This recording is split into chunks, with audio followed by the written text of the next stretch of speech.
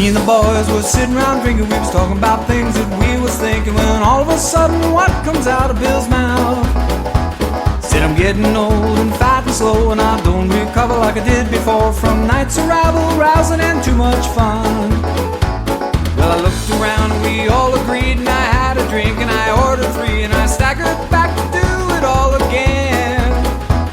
Then we made an oath on a rum and coke with the best intention, I'm sure you know, that we would stop this living in excess. We're gonna have one more party, one more special occasion. Do it Mondays, Tuesdays, Wednesdays, Thursdays, holidays and weekends. We can have one more party. There's more hell we should be raising. One more party now, one more. Good day, everyone. So on this episode of Garage Beers, what we're going to do is we're going to replace a brake caliper on my piece of crap 2005 Mitsubishi Lancer Rally Art. The reason why I can tell that it's kind of messed up is when I first got the car, I changed all the fluids, I bled the brakes, and like there was a ton of corrosion in there. Like when I loosened off the bleeder screws, like it was actually clogged. So I cleaned it all up, and you know what? When I did that, put brand new fluid through, everything was clean. So, and it worked fine after that. So, but I've already lost one rear rotor. It stopped working, and I'll show you what it looks like for this one started to fail too, and I'll show you how I'm going to change it, and then we're going to go over bleeding the brakes, and I'm going to bleed the hydraulic clutch system because I just changed the clutch too, and you know it's all part of the same thing, so why not? And we'll use my fancy new brake bleeder tool, and we'll just kind of see how it goes. So the first thing I'm going to do, we are going to jack it up, put it on a jack stand, because safety first. Don't want to put your body or your fingers anywhere you wouldn't put your wiener, so let's be safe with that. And pop off that wheel, see what we got. Before I jack it up though, while it's still nice on the ground, I'm going to crack all those nuts, because it's going to be a lot easier. So I got my big breaker bar, and as well down there I got the special socket to get on the security lug nuts, and we're going to yank it off. So let's pull it off, and I'll show you what it looks like after that.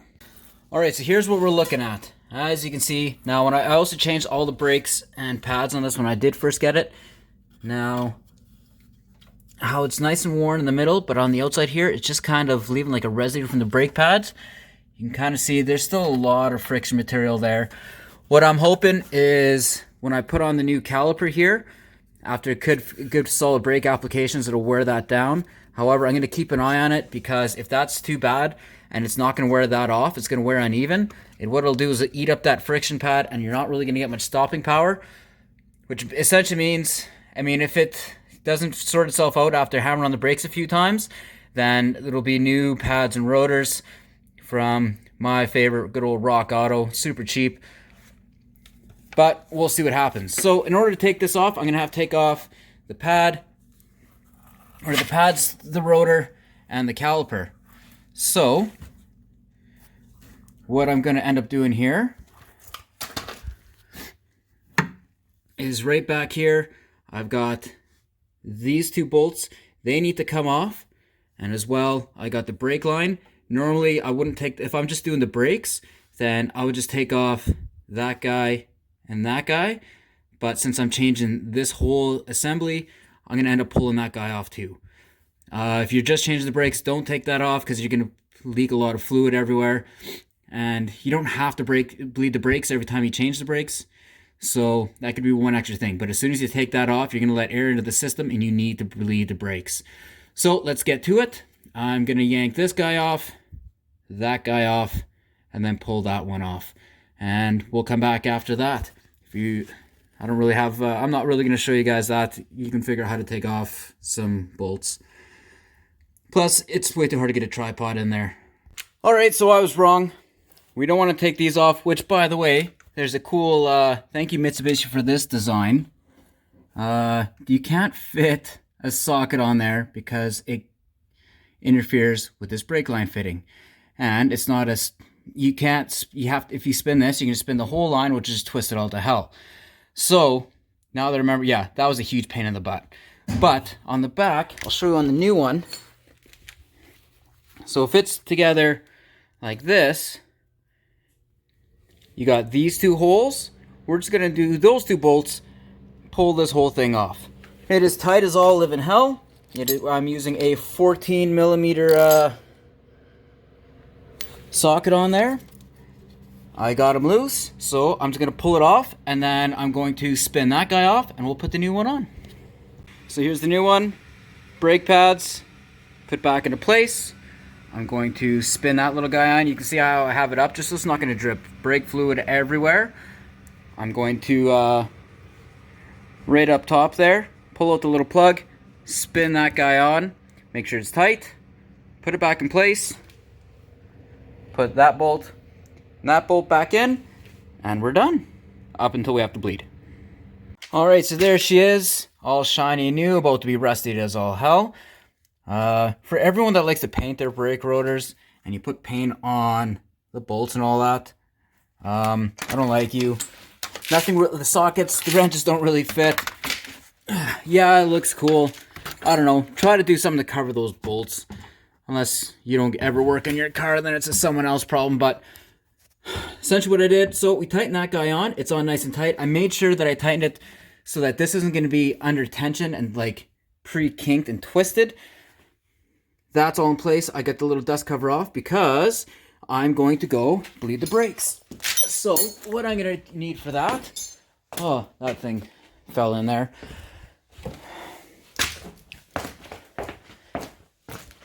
So coming up front, right there, you got the master cylinder for the brakes, the reservoir.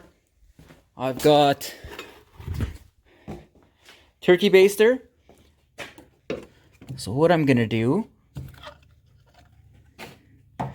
open that.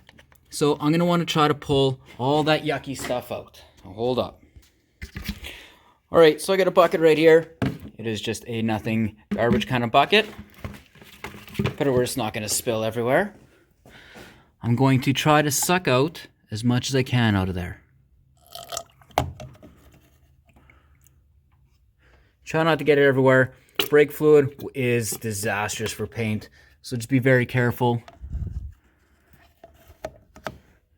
I know I'm trying to do two things at once.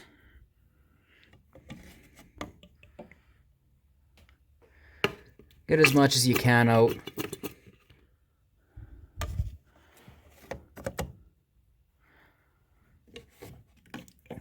Now another thing with brake fluid, it's I don't know, hydros, I don't know what the name is. Essentially it absorbs water. Now, why that's not a good thing is because this is basically like a kind of hydraulic fluid. It doesn't compress, water does not compress. However, when it gets hot, because when you use your brakes, they heat up, it is going to, gross. If it has any water in there, that water is going to begin to boil, which is going to create a vapor. The vapor will, in fact, be able to compress because it's now in a gas form. So liquids don't compress, gases do. That's bad because as soon as you do that, I don't know if you can't really tell, but like, yeah, that's dirty because the shit I had in there, but that's not just from the dirt. There's just black yucky coming out. So when the vapor, when that ends up becoming a thing, it can compress, and that's how you get that spongy feeling on the brakes. So I get to use .3 or .4 from a sealed container. The reason why they say sealed, because as soon as you open a container, it's instantly going to start absorbing water. Now, I don't know where it is. I had brake fluid somewhere. It is clearly not back here no more. So, I'm going to time warp forward. Probably should clean back there. And we'll get some brake fluid. Alright, so here, got some Canadian Tire Special. .3. It says use .3 or .4. Don't ask me what the difference is. But, here's what I got. So, I'm going to open it. And should probably use a funnel, but again, I really hate this car, so I'm kind of into punishing it at the moment. I'm going to top it up. I'm going to fill it right to the tippy top. Now we got all this clean stuff in there. Now I definitely want it up to the top, especially I'll show you the fill lines because that's also for where my clutch fluid my clutch gets it's the reservoir for that. But we have it in. I generally put the lid back on because sometimes, especially if probably not an issue because I'm going to be doing one-handed or one-person, but if you have someone in there, when they push on the clutch, sometimes it can actually make it pop up and it'll just spray it everywhere. So I'm going to bleed the brakes. What you want to start with, from generally everything I've been told, if that's where the master cylinder is, you want to start on the opposite, like the farthest caliper away, which is going to literally be the one we worked on way back there. And then you do that one, then you do the other rear one, then you do this front one, and then you do this. And let's go to that. All right, so all it is, change the end, fits a lot better. So, build up pressure. I'll show you what we got here. Pump it up, and then, I don't know if you can hear it in Interland, but you can just hear that it's going, and it sucked that little bit through. So essentially what we want to do is we want to keep doing that until it pulls nice, clean brake fluid through.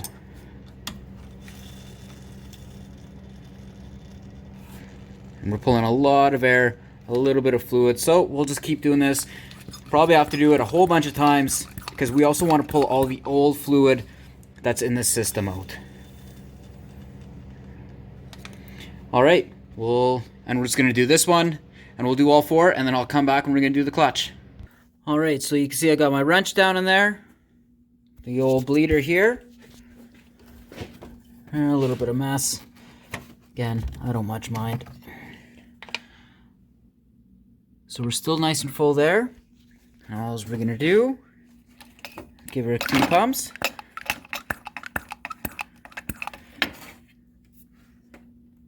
Crack it. Kind of go off the pressure gauge. It's still sucking it in air, but it's actually pulling it from it's not a great seal. So I'm just doing it a few times. Make sure I'm actually running some clean fluid through. As you can tell, we pull a lot of yucky stuff out. That's a little bit of the front.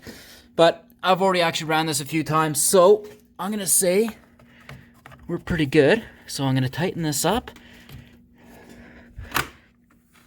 Make sure that's down there is nice and tight. And pull it off.